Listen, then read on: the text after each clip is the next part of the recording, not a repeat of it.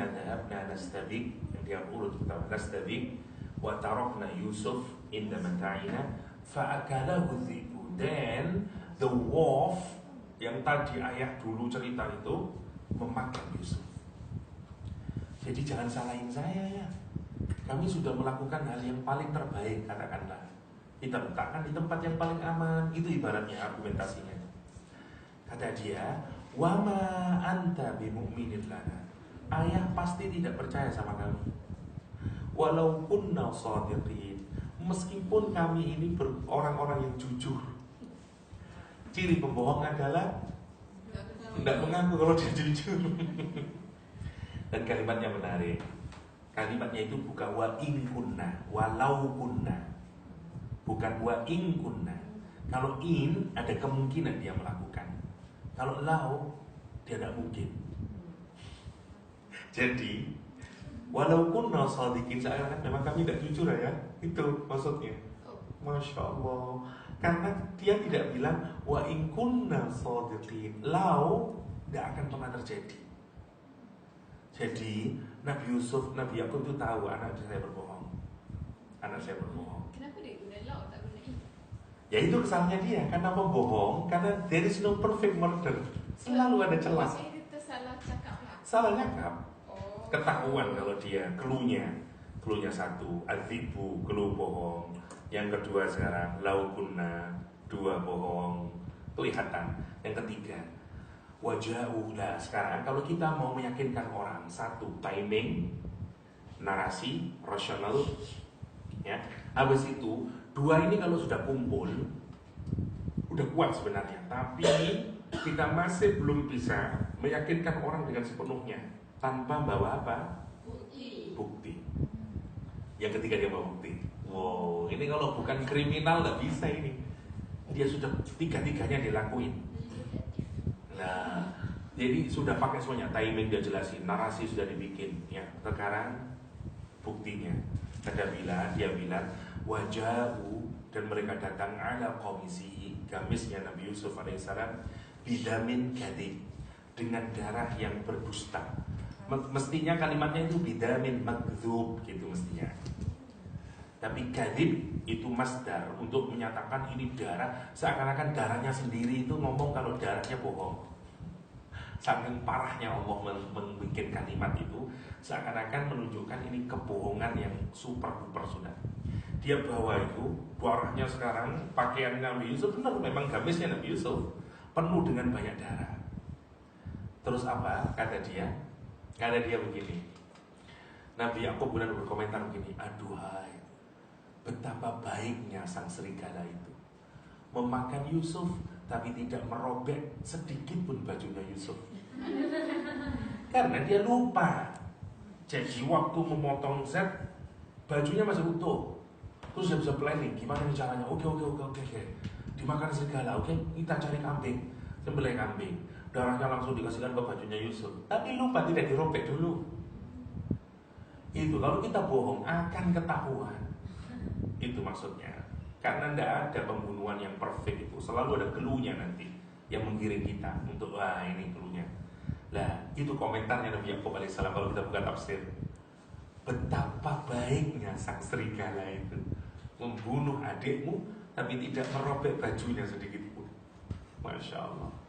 Lihat kalimatnya Nabi Yusuf. Ini konsep nanti ya. Kata Nabi Yusuf, kata Nabi Yakub, bal sawwalat lakum anfusukum amra, akan tetapi sawwalat, kamu yang merasa itu menjadi sesuatu yang baik, ya. Lakum bagi kalian, anfusukum diri kalian sendiri, amra persoalan tersebut. Ini ada konsep namanya taswil. Ini setan juga, ya. Jadi kalau tadi tazyin, setan itu melakukan. Yang kedua namanya taswil, ya. Taswilun, ya. Setan itu caranya tazyin. Tazyinun, di ayat yang lain namanya tazyin. Tazyin itu beautification. Jadi amalan yang jelek tapi dibikin bagaimana sehingga kita nampak bagus terhadap amalan tersebut. Namanya tazyin, ya. Yang lain namanya taswil. Taswil itu maknanya sama dengan tashil. Sahlah, apa sahlah? Tasbih itu senang. Sama dengan tashil. Sahlah atau mudah. Tashil berarti mudah. Maksudnya setan itu menganggap, kata Nabi Yakub alaihissalam, kamu saja yang menganggap persoalan ini, yakni dibunuhnya Nabi atau matinya Nabi Yusuf alaihissalam dimakan serigala ini, sebagai persoalan yang kecil. Kamu yang bisa mikir begitu itu. Tapi bagi saya enggak, ini persoalan yang besar. Habis orang melakukan dosa, tapi kemudian kita merasa that's normal, that's human being. Ini menarik ya, nanti banyak orang melakukan perbuatan maksiat, nanti ada di dalam pikirannya itu dia merasa biasa aja lah ini. Ya kayak begitu. Itu namanya taswil. Ada persoalan yang besar, tapi kita menganggap itu sesuatu yang kecil. Namanya taswil. Namanya taswil. Itu yang diucapin oleh Nabi Yakub alaihissalam. Bal sawwalat lakum anfusukum amra. Kata Nabi Yakub alaihissalam. Akan tetapi kamu saja yang menganggap perkara ini sebagai perkara yang ringan saja. No, ini perkara yang sangat serius. Menarik ya. Ini bahayanya maksiat. Kita ini masih jadi orang baik kalau kita melihat maksiat kita itu sesuatu yang besar. Kata Ibnul Qayyim, dosa besar adalah dosa yang tidak ditaubati. Dosa kecil adalah dosa yang tidak pernah ditaubati. Dosa kecil adalah dosa yang ditaubati meskipun dia dosa besar. Dosa besar adalah dosa yang tidak pernah ditaubati meskipun dia dosa kecil, kata Ibnu Qayyim. Ya. Dan itu menarik kalau kita pikirkan. Ya. Nah, salah satu caranya setan adalah dia menyatakan bahwa persoalan yang sangat serius itu menjadi persoalan yang ringan-ringan saja. Kenapa? Karena bikin narasi tadi itu, dibikin begini sehingga dia tidak nampak saya tidak salah. Karena dia sudah bikin timingnya, dia nangis, dia pakai gesturnya, semua cara itu dibikin sama dia. Ya, gesturnya, rasionya, kemudian evidennya. Pertanyaan saya, kenapa Nabi Yakub kok tidak menyalahkan semua kesalahannya? Kamu dusta. Kalau dia memang membunuh, kenapa ini kok ya bajunya kok tidak ada yang robek? Saya tanya. Kalau kita ini menunjukkan kedirian kita dengan cara yang paling maksimal bahwa saya ini berkata jujur, ya, terus orang menolak kejujuran kita, biasanya apa yang kita lakukan? Mendefend kita ini. Kita akan mengenerate apa? Kebohongan yang lain lagi. Tidak akan membuat kita percaya. Berubah benar enggak? Karena ini sudah dibikin dari awal ya. Saya kalau misalnya Nabi Yakub misalnya marah-marah, kamu jangan bohong sama saya tahu adikmu tidak dibunuh. Buktinya ini bajunya tidak robek. Dia bilang apa? Ayah memang tidak pernah percaya sama saya. Saya nggak tahu ya. Tadi itu mungkin Yusuf memang dia akan ngarang cerita yang lain. Orang itu kalau sudah bohong, kalau kita kejar dia akan membuat kebohongan yang kedua. Dia akan jadi bilang, tadi itu Yusuf memang buka baju dulu ya. Habis itu datang serigalanya makan, juaranya Yusuf digini-giniin. Dia bisa aja bikin cerita. Dan itu tidak membuat anak-anaknya Nabi Yakub malah apa? Sadar, nggak akan sadar. Kenapa? Karena dia sudah bikin semuanya plot itu tadi. Yang pertama. Yang kedua, kalau dia bilang kamu jangan sekarang ngaku, di mana tempatnya? Misalnya diseretlah 10 saudaranya itu, ayo ke tempat di mana kamu bunuh Yusuf. Kira-kira apakah mereka akan jalan? Enggak. Kenapa? Karena dia sudah bikin plot. Nanti dia akan bilang, ayo memang tidak percaya sama saya. Kalau begitu saya tidak peduli lah dengan yang keluar dia mungkin. Karena itu efek terburuknya apa yang diperkirakan oleh Nabi Yakub. Dia tidak hanya akan kehilangan Yusuf, tapi dia akan kehilangan 10 anak yang lain lagi.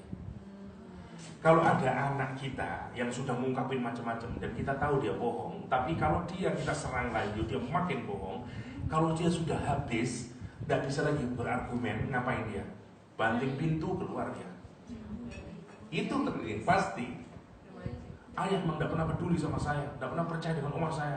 Pulang keluar dia udah. Dan Nabi Yusuf kehilangan 10 anaknya plus Yusuf. Pertanyaan saya, kenapa itu kok tidak dipilih oleh Nabi Yakub alaihissalam? Biarlah, kalau kita tega begitu, ya.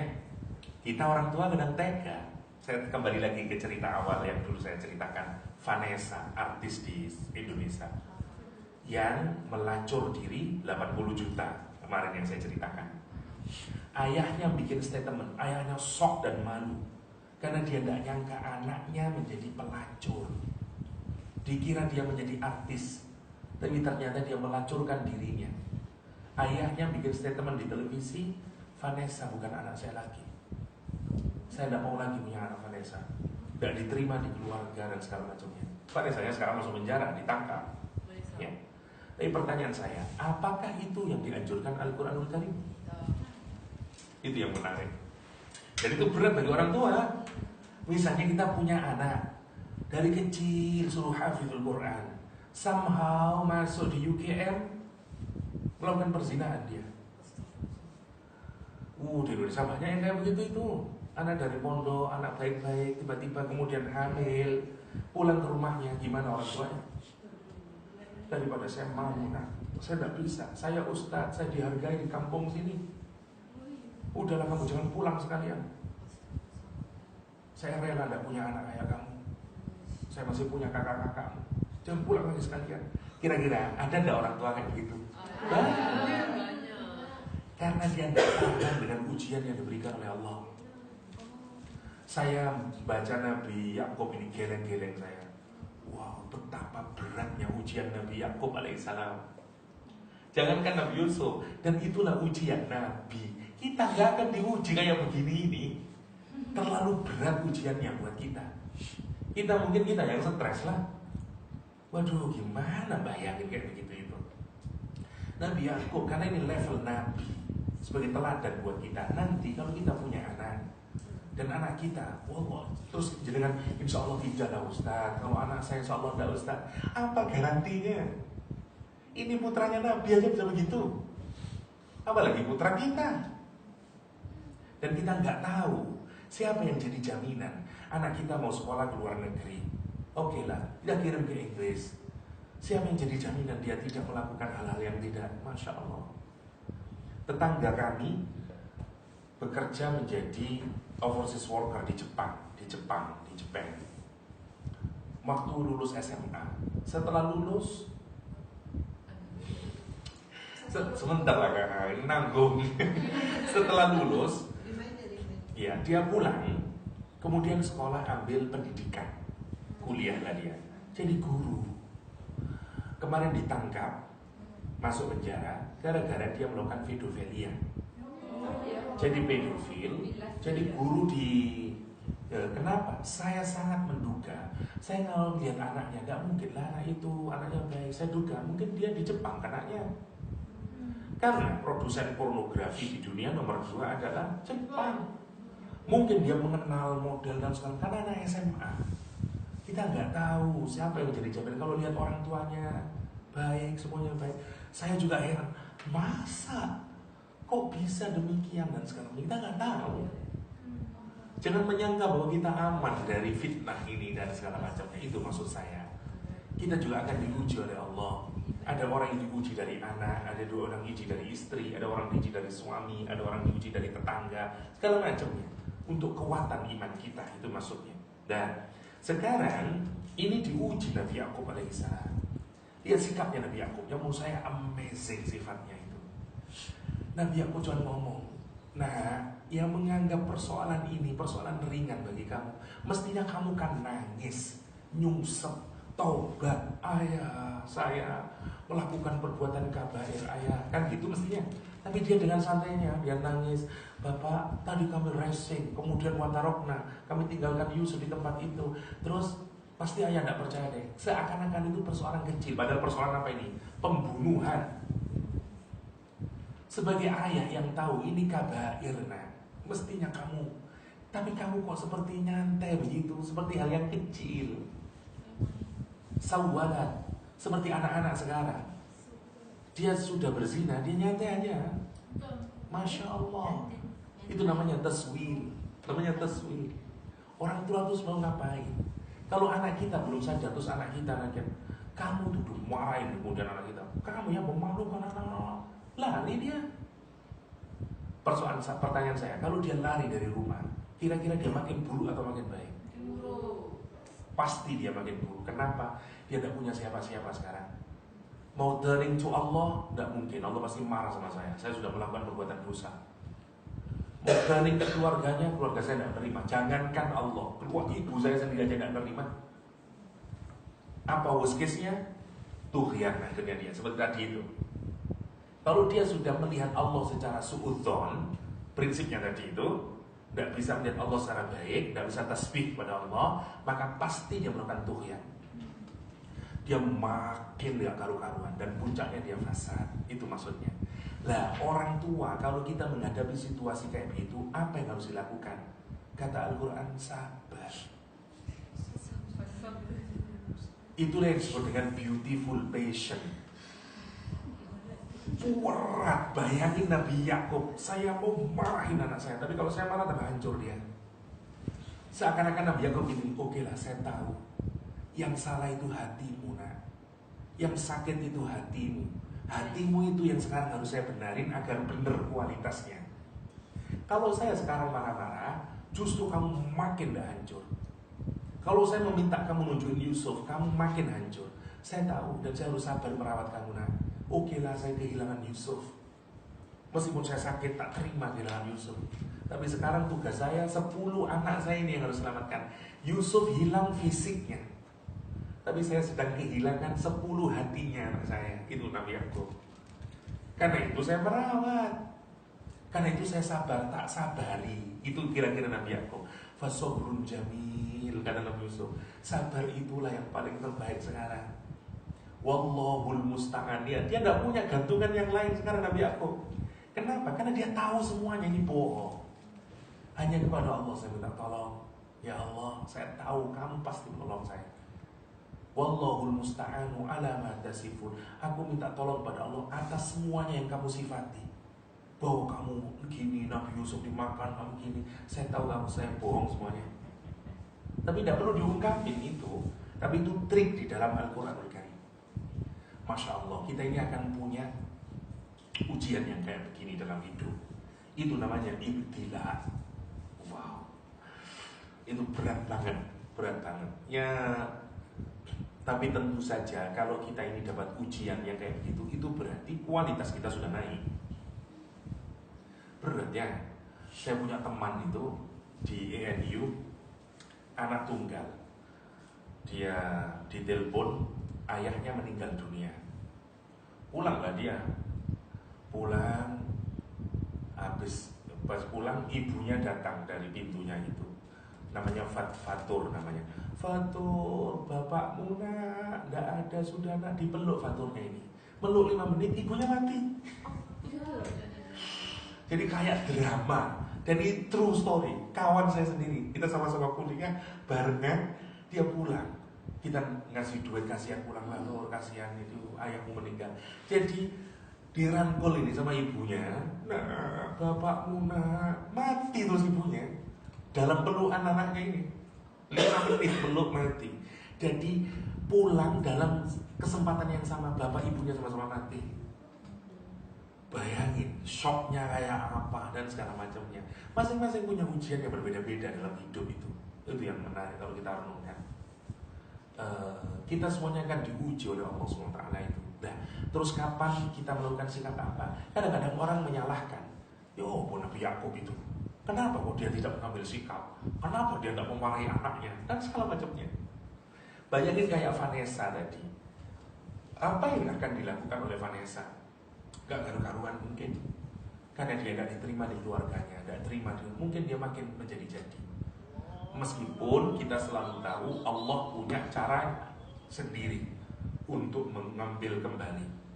Saya ini asli ya. Saya punya kajian tiap bulanan dengan para pensiunan polisi di Indonesia.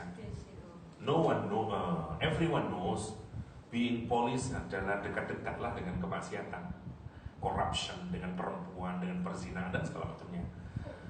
Ya, rata-rata polisi begitulah rata-rata, terutama di negara-negara yang masih banyak korupsi. Kalau kita nonton film India, apa asosiasinya polisi? Ya segitulah, corruption. Ya. Jadi kita kajian tiap bulanan orang-orang yang sudah sepuh usia 60 tahun ke atas semuanya, karena sudah pensiun semuanya ini. Oke, Pak polisi, ada jenderal-jenderalnya, macam-macam. Setelah kajian begini, ada satu polisi deketin saya habis sholat asar, dia bilang, Ustadz saya mau telling you something. Apa Pak? Nangis terus seperti anak bayi, nangis terus. Dia bilang, Ustadz, apakah saya ini masih mungkin masuk surga Ustaz? Kenapa Pak? Saya bunuh orang 70 Ustaz. Saya itu tahunya orang bunuh banyak itu cuma di Arba'in Nawawi ya. Tak pikir itu cuma di Arba'in Nawawi. Ini di hadapan saya bunuh orang 70 orang Ustaz. Dulu zamannya Pak Harto, kalau di malam hari jam 9 malam ke atas, itu polisi boleh nembak siapapun saja karena dianggap sebagai orang yang bikin kerusuhan zaman saat itu. Dan dia bunuhin itu 70 orang. Ustaz, kalau saya habis bunuh Ustaz, darahnya itu saya jilat Ustaz. Pak, tidak takut Pak, malah bangga saya itu Ustaz bunuh itu. Ada kata dia dibunuh, sudah sininya tembus, tidak mati 2 jam. Saya bingung Ustaz, bagaimana? Ya Allah, dia bunuh, bayangin bunuh berapa tadi? 70 orang. Dia cerita itu nangis terus. Terus kata dia, saya nangkapin pelacur-pelacur Uzbekistan yang di Indonesia. Kan banyak yang salah imigrasinya itu. Kita tangkapin ada 50-an orang. Terus Ustaz, saya ngapain Ustaz? Setelah saya tangkap, saya yang jadi apa tadi istilahnya? Bapak ayamnya. Saya taruh di hotel-hotel di Indonesia. Dan saya pekerjakan mereka, dan saya juga ikut menikmatinya Ustaz. Saya sudah stop saya tidak tahan saya. Dan semuanya Ustaz, korupsi saya lakuin, saya segala macamnya, Masya Allah. Terus saya bilang, dan dia nangis terus. Dia bilang cuma satu, Ustaz, kira-kira saya bisa masuk surga tak Ustaz? Saya sekarang tidak punya keinginan apa-apa hidup di dunia ini. Saya cuma kepingin taubat. Yang saya bikin shock dalam hati itu, sungguh ya jujur, kalau tanya sama diri saya sendiri sebenarnya, jawaban saya apa? Neraka sama yang sudah Pak. Itu maksudnya dalam hati itu ya. Karena saya tidak bisa bayangin bunuh 70 orang. Jadi bapak apa ayam. Bapak ayam, Masya Allah, dan berzina dan melakukan korupsi segala macam, Masya Allah. Tapi yang saya bikin nangis itu apa? Saya sampai nangis orang itu. Saya bilang begini, ya Allah, betapa Rahman Rahimnya Engkau ya Allah. Untuk orang seburuk kayak begini, masih Engkau cari jalannya orang ini untuk bisa taubat, untuk bisa dapat hidayah dan bisa meraih ampunanmu ya Allah. Saya lihat betapa pemurahnya Allah, betapa pengasihnya Allah Subhanahu wa ta'ala. Jadi terus saya pikir, nah kalau kita tidak bisa sayang sama orang yang itu, betapa bodohnya kita ini. Kita pikir, hatta orang yang kayak begini aja masih oleh Allah rangkul untuk ketemu jalannya, ya kan? Dan kita tidak boleh terus merasa saya lebih baik dari kamu. Belum tentu. Kalau dia nangis terus, jujur kepada Allah. Karena dia backgroundnya, dia orang tuanya orang Katolik, semuanya Katolik. Dan dia akhirnya ibunya masuk Islam, bapaknya marah dicerai, dia ikut sama ibunya. Terus, tapi dia bukan orang yang tahu agama. Saya ngaji belum bisa Ustaz. Sekarang saya baca tulisan Latinnya Ustaz. Saya baca. Itu kira-kira dapat pahala Pak? Dapat, saya bilang gitu kan. Orang yang begini, Masya Allah kalau kita pikirin itu. Jadi itu namanya sobrun jamil. Jadi nanti kita harus bisa apa yang dimaksud sama dengan Aisyah. Nanti Aisyah juga menerapkan konsep yang sama, sobrun jamil. Sobrun jamil. Jadi ada saat sabar itu harus bergerak, beraktivitas. Contohnya banyak nanti. Ada saat sabar itu memang tidak melakukan apa-apa, tapi mendiamkan dulu, cooling down dulu, terus dinasihatin terus kayak begitu. Sama dengan Aisyah radhiyallahu anha. Nanti kita lihat kenapa Aisyah kok memilih memilih sobrun jamil. Itu Sudah sholat asar belum ya? Sudah masuk. Kita sebelum. Kita belum. Oh. Kita belum sholat waktunya. Lupa saya. Oke.